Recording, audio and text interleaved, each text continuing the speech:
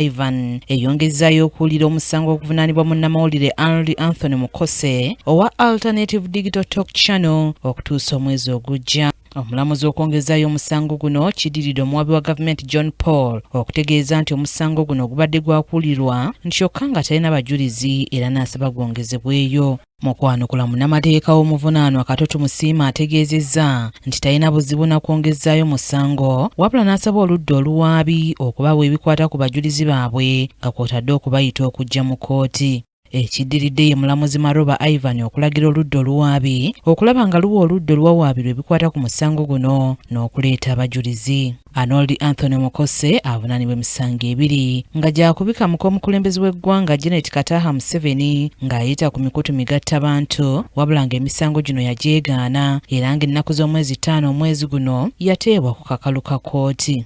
Oludda oluwaabi lulumiriza Mukose n'abalala batannakwatibwa nti wakati w'ennaku z'omwezi 26 January n'enga 29 Ogwokusatu omwaka guno 2026 baafulumya amawulire agatali matuufu ku bulamu bwa mukyala w'omukulembeze w'eggwanga nga bayita ku mukutu gwabwe ogwa Alternative Digital Talk Channel. Oluvannyuma lwa kkooti twogeddeko ne munnamateeka w'omuvunaanwa Katoto Musiime n'atubulira kkooti bw'etambudde. Musango ogubadde gukomawo leero ku kkooti ya LDC okutandika okuwulira abajulizi b'oludda olwa state naye kibaddewo nti prosecution oludda olwabi terubadde n'abajulizi ababaddewo olwaleero okusobozesa omusango guno okutandika tugamba state n'asaba omulamuzi omusango gwongezeeyo asobole okuyita abajulizi kyetutalinaako obuzibu era naffe tusabye kooti egamba oludda olwabi lusobole otuwa disclosure oba obujulizi bwe lwagala okwesigamako mu musango guno tusobole okwetegeka naffe tukomewo nga nnaku z'omwezi 10